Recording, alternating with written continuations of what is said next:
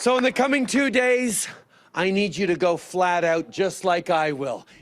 Justin Trudeau is going flat out in the final stretch. 7 stops Saturday across southern Ontario in extremely tight races, seats he wants to win and ones he's trying to save. Still quite a bit of uncertainty, and there's a lot of voter volatility at this point, and so it really counts. It's a big deal to go out and try to flip those ridings. This was his 3rd visit to Richmond Hill, a riding won by just over 200 votes in 2019, among the tightest races in the country. Does it make you anxious that he needs to come here 3 times?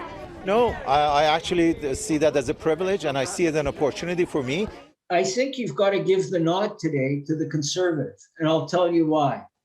Because although the NDP candidate only got 9% of the vote, I think they're going to do better. For that reason, Trudeau's messaging against vote splitting has been ramping up. Despite what the NDP likes to say, the choice is between a Conservative or a Liberal government right now. And it does make a difference to Canadians whether we have or not a progressive government. The Liberals are having a strong final week, but a blow Saturday when they announced they kicked out candidate Kevin Vuong in the 11th hour for a dropped sexual assault charge they say they learned about from the Toronto Star. It is a difficult but important thing to do because it's the right thing to do. After Raj Saini, that's the 2nd Liberal candidate dropped too late in the race to replace, meaning 2 lost Liberal seats. The Liberals are in the worst case scenario in these ridings, or at least the other parties have a shot at winning them. He's trying to move to that 170, and the margins are not clear and are small. Most ridings the Liberal campaign visited Saturday are ones they've been in before. Conservatives have visited 2. I asked Trudeau for his insights as to why he's spending so much time in southern Ontario in the final days, but he stuck to his stump speech talking points about a choice for Canadians in his answers. Abigail Bimman, Global News, Newmarket, Ontario. I'm Mike Le Couteur with the Conservative campaign in Cambridge, Ontario, where the pace is decidedly different from the Liberals. Erin O'Toole spent the night just steps away from Canada's largest year-round farmers market, a perfect place to meet voters. But the Conservative leader didn't do that. I ran by the farmers market this morning. In the final sprint to Election Day, Erin O'Toole's tour seems to be taking a jog. His schedule isn't overloaded with whistle stops and rallies in southwestern Ontario, leading some to wonder if the former member of Canada's Air Force is on autopilot.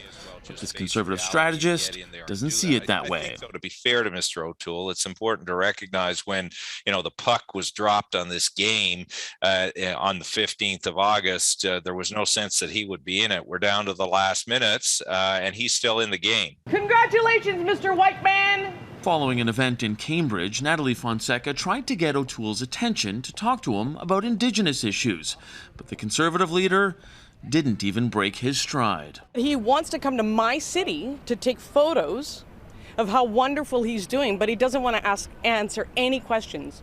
Is that fair? Thank you, guys. O'Toole's focus in recent days has been on vote splitting, warning Canadians a vote for anyone but the Conservatives will hand the Liberals another win. However, he continues to face questions about whether or not all Conservative candidates are fully vaccinated. We have a rule that everyone that's campaigning for us, candidates, people going door to door, have to use vaccines. And if someone is not fully vaccinated, they must use a daily rapid test and follow all the public health guidance in the provinces. It's an issue that continues to trip up the Conservative leader as he tries to lock in votes. Neetu? Mike Le Couteur in Cambridge, Ontario for us tonight. Thanks, Mike. Today, NDP Leader Jagmeet Singh is setting his sights on 2 of Canada's COVID-19 hotspots, campaigning in Alberta and Saskatchewan. Right now, they are by far the provinces with the highest rate of active cases. Singh is pointing the finger at their provincial governments and blaming Trudeau, too. Singh is hoping disgruntled moderate Conservatives will take a left turn on Monday. Robin Gill is following the NDP campaign. Robin. Neetu, the NDP leader turned his attacks on the provincial premiers for their handling of the pandemic. The Prairies have become the center now of a political battle. Healthcare workers, you are amazing. I'm so Jagmeet Singh started his day in Saskatoon, an opportunity to take advantage of a province where voters can go back and forth between the Conservatives and New Democrats. Alberta is also the land of this NDP-Tory switch. Both provinces are held by Conservatives provincially. Singh was quick to reprimand the premiers for dismissing restrictions and allowing COVID-19 cases to rise to the highest counts in Canada. I absolutely condemn the Conservative Premier's horrible leadership, but I also condemn Mr. Trudeau's horrible leadership.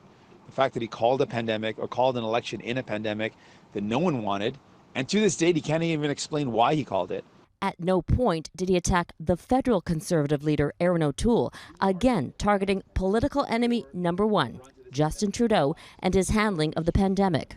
We would have put in place a paid sick leave program that worked right away, right in the beginning, so that people wouldn't have to go to work sick.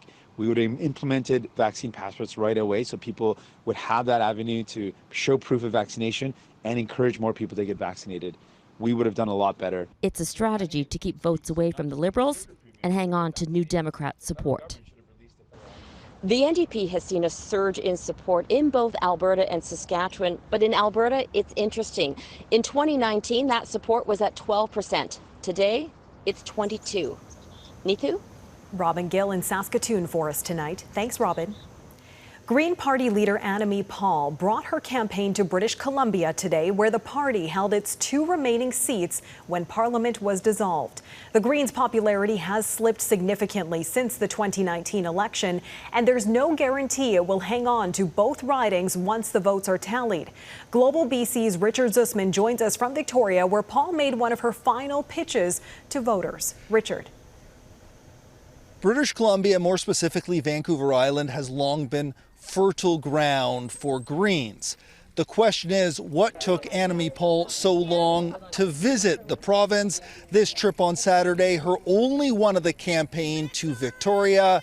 A hope is that she will be able to flip the party's fortunes. In 2015, the party won more than 8% of the vote province-wide, and it led to 1 seat, Elizabeth May's. In 2019, they added another seat, Paul Manley and Nanaimo Ladysmith, and over 12% of the vote. Well, this time, they're polling at around 6% and have a lot of ridings where they aren't even running candidates.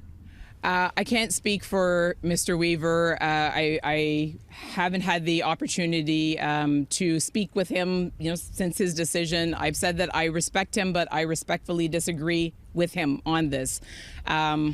I don't know what else to say about this. I've been asked that question a lot. I understand that he is well known, but of course, the people who put together our climate plan, our green future, are also incredibly well known. Other than May, Andrew Weaver is likely the best known Green in British Columbia. The former provincial leader, though, this time is supporting Justin Trudeau and the Liberals. He's been campaigning with them across British Columbia. When Paul was asked about it Saturday, she says there are people working on the Green climate plan who worked with Weaver, and that ultimately the Liberals' plan is snake oil. We'll see if this last-minute visit has any impact on how British Columbians vote on Monday. Richard Zussman, Global National, Victoria.